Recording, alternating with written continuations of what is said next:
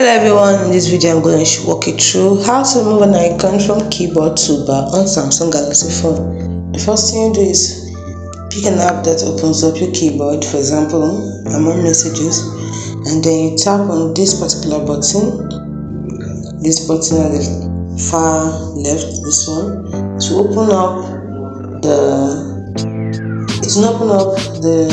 keyboard toolbar. Then you choose the one you want to remove and the one you want to add. Let's say I want to put this here and remove that thing, this app. If I want to replace this, I can also do that, remove it or put it back. So that's it. Press down on it and then put it right there. So I rearrange it, put this one here first, remove this one if I want, and put the emoji. Put the emoji on there. Let's see if we can add one more.